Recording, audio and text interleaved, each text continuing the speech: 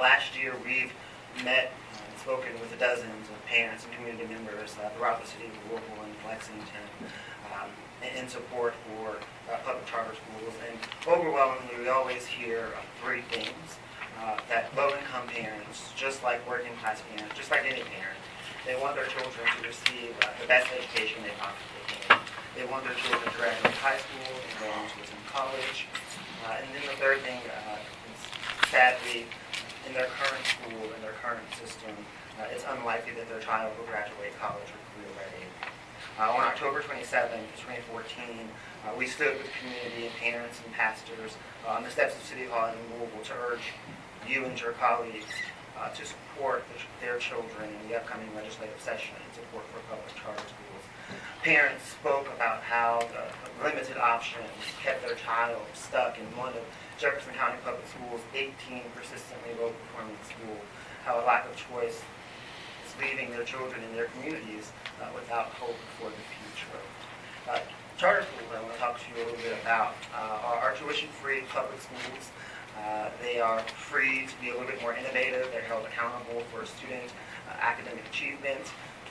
They are powerful tools for empowering parents as well as communities and students to provide our educators an opportunity to create amazing public schools.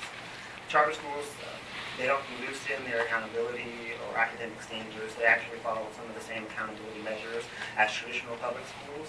And oftentimes they even set additional accountability measures for student performance and growth. They don't add any new additional costs. I think in the previous presentation we sort of saw how members of our legislature can sort of decide how money will be allocated for students on a per pupil basis. I think in the model mentioned earlier about maybe 775 that allocated resources being. So in this case, that money would simply follow that student into the charter school or school of their choice from the traditional public schools. As you all know, Kentucky is just one of 8 states in the United States, in the District of Columbia, that do not have charter school legislation. Each year, my organization conducts a poll of black voters, and overwhelmingly we see 75% of respondents say that they support public charter schools as an option for parents in these low-income communities, particularly in since 2008, the number of students in public charter schools across the country is about 2.5 million. There are about 6,400 schools that operate in our country.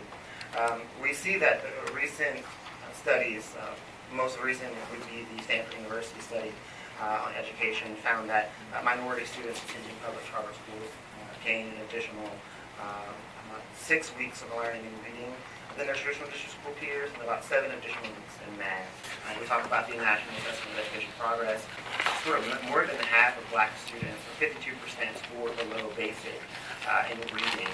And in 4th grade math, they scored 35% below basic. If we compare that to sort of white students, for reading it's 26% of white students, and in reading, and then 13% of white students in math. And so the gaps there are just extremely large and a red flag for my organization.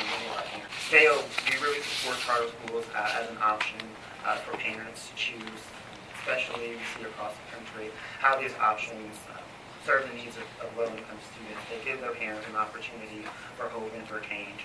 Many of our parents that we speak to in Jefferson County, particularly in West Louisville, have students attending schools all across the city, but they're failing schools. They're persistently low-performing as defined by the Kentucky Department of Education, and many of those parents don't have the choice to simply move their child from one school to the next.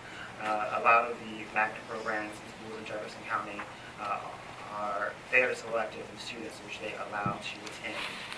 I know that when I was a student in Jefferson County public schools, I did not meet the criteria as a student for active performance to attend magnet schools that I wanted to. So I had to really pressure one of my band directors to really allow me to enter a school on a hardship transfer, but the process is incredibly difficult, and a lot of our parents have trouble navigating those systems. When we look at public charter schools and we see that they are open enrollment schools, that they really allow parents from all walks of life and community